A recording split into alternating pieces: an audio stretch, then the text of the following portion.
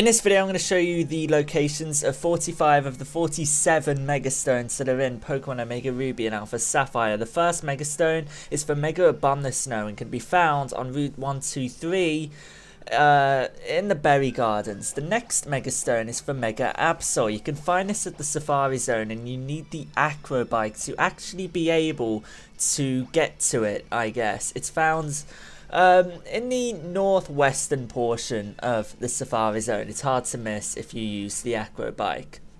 Next, you're going to want to go to the very top of Meteor Falls and just follow what I'm doing, and you're going to be able to get yourself the Aerodactylite. You guys might be able to tell I'm covering these Megastones in alphabetical order for the most part. So there's another Megastone in Meteor Falls. I'll discuss that with you in a little bit. The Agra Knight is located at the Rust Turf Tunnel. Unfortunately, I didn't show myself actually obtaining it, but you just need to smash those rocks and make that couple be able to get back together, I guess. The next Megastone is the Alakazam. This is found at Slateport City in the markets. The next Megastone is for Altaria and is very simple to obtain. You just need to have an Altaria in your party and speak to this person right here.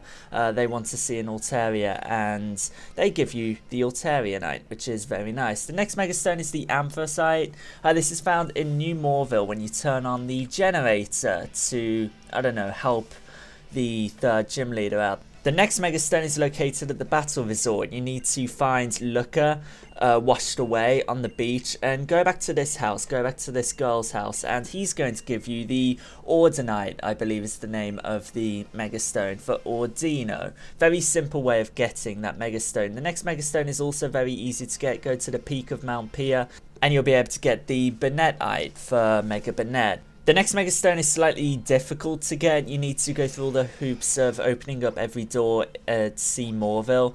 Go to the storage room and the Beedrillite will be found right there. Kind of difficult to get, but I presume you guys know what you're going to be able to do. The next Megastone is pretty cool actually. It's on the ship, the SS Tidal, en route from Slateport City to Lilycove City. You'll be able to get the Blastoise side right there. The next two Megastones I'm going to cover are for the two starter Pokemon that you didn't pick. You need to speak to this guy on Route 114 just past Fall Arbor Town. You'll be able to speak to this guy and you'll be able to get the two Megastones for the starter Pokemon you didn't pick. For me, it was the Blaziken Knight and the Sceptile Light, or whatever the name of it is. They're going to be very cheap, 1,500 Pokédollars, very cheap. The Megastone for Mega Charizard X is found at the Fiery Path, whereas the Megastone for Mega Charizard Y is found at the Scorched Slab, where you can encounter Heatran. Now, to get the Megastone for Diancie, you need to have Diancie in your party. You need to transfer it over from Pokemon X or Pokemon Y and have it in your party and go into a Pokemon Center. And these two people, these three people, will actually appear and give you the Diancite, which is a pretty easy method of actually getting it. The Megastone for Gallade is found here in Fall Arbor Town. Just speak to this professor right here and he'll give you the Gallade. Now, the Megastone for Gardevoir, the counterpart of the Ralts family, is found in this house right here. Speak to the woman on the far right of this little building right here, and she's going to give you the Gardevoir right. Very easy way of getting it. Go to the Battle Resort once again. You'll be able to go to this house right here and get the Megastone for Gengar. If you missed out on playing the Pokemon Omega Ruby and Alpha Sapphire special demo version and missed out on the chance of actually getting the Megastone for Glalie, go to the Shoal Cave just past Mosdeep City, and this is going to be the home of two Megastones. The first Megastone here is going to be that of Glalie. So if you missed out on playing the demo, this is another method of actually getting the Megastone for Glalie, which is really, really nice, so you get a second chance. The Megastone for Gyarados is going to be found in this Poochiena's mouth at the fishing place just on Route 123, I believe it is. It might be 122. Just look at the map on the bottom screen if you guys are interested in exact locations. Now, the Megastone for Heracross is found here on Route 127 just past Mosdeep City once again. The Megastone for Houndoom is found here at Laveridge Town, which is a convenient place. Now, go to Pacific Town. You'll be able to get the Megastone for Kangaskhan. It's very simple. You won't miss it. It's just by the Pokemon Center right there.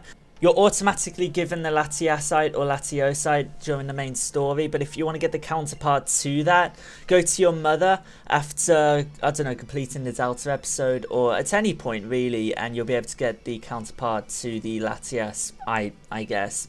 In the newly designed Morville City, go in the escalator and go to Morville Hills and find this guy. He's just located on the right of Morville Hills. And after a little while, after you, I don't know, leave the location and go back to this little house right here, he's going to give you the Mega Stone for Lopunny, which is very nice. So just, I don't know, go into one of the houses and go back out and speak to him once again, and he'll give you the Mega Stone for Lopunny. Just past Morville, just south of Morville City, you'll be able to get the Manectite. Very easy to get, you won't miss that one. The Mega Stone for Mawile can be found on the very western side of Route 118. And the Mega Stone for Medicham can be found at the very peak of Mount Pia, but you have to remain inside to actually get this one. The Mega Stone for Mewtwo X is found right by Professor Birch's laboratory, which opens up a whole world of theories, which I won't get into in this episode, in this video. The Mega Stone for Mewtwo Y can be found just outside the Pokemon League. Very difficult to miss. Now, to get the Pidgeot, you'll have to go through a lot of hoops. You need to interact with the sign in Vendenturf Town to find this girl's Shroomish right there. It can be a little bit difficult. Talk to her first, then go to the sign in Vendenturf Town, and the Shroomish will automatically appear, and she'll give you this intriguing stone, which you then need to take back to Rustboro City and take it to the Devon Corporation, and you'll need to speak to the president of the Devon Corporation. This one can be a little tricky to actually figure out, but with this guide, hopefully this will help. He will then find out that it's the Pidgeot, and he'll give it back to you, and you'll have the Mega Stone for Pidgeot. So fairly difficult, but at the same time, once you know what you're doing, it's actually pretty simple to get. So there you go, just go back to Rustboro City after getting that intriguing stone. Now, the location of the Mega Stone for Pinsir is actually just a little bit difficult to figure out. You need to dive in a specific location on Route 124 and then go back to the surface, and you'll find a spot of land, and right there you'll be able to find the Mega Stone for Pinsir. It's a little bit tricky to figure out, but with this guide, hopefully that's going to help. The Mega Stone for Sableye is found just by the Cave of Origin in Sutopolis City. It's fairly difficult to miss, it's just past the tree right there. Now, the Mega Stone for Salamence is, again, it's in Meteor Falls. Speak to this lady right here, this old lady right here, after you've completed the Delta episode, and she's going to give you the Salamence. The Mega Stone for Scizor is, I think, the first Mega Stone you can actually find. It's in Petalburg Woods, just past the cut tree, I guess, on the northern Route 104 exit. The Mega Stone for Slowbro is actually a little bit complicated to get. You need to go to Shoal Cave and find 4 Shoal Salts and 4 Shoal Shells, and he'll make you a Shell Bell. This guy right here, as soon as you enter the place, you won't be able to miss him. He'll make you a Shell Bell, and he'll be interested in your Shell Bell, and he'll give you the Slowbro as well at the same time, which is very, very nice. You can make more Shell Bells for you as well. Anyway, the next Mega Stone is for Steelix, and it's found in Granite Cave. It's a little bit tricky to get to. Just follow exactly what I'm doing. You're going to need the Mac Bike to actually be able to access the Steelix side. You can get an escape rope so you can easily exit Granite Cave right after. Just follow the steps I'm doing. You need to go up and down these hills right here, and eventually you'll find your way into this room, and this room is the location of the Steelix side. There's going to be a trainer you need to take on. I already took him on before this, I don't know, before this recording right here, so it's perfectly fine.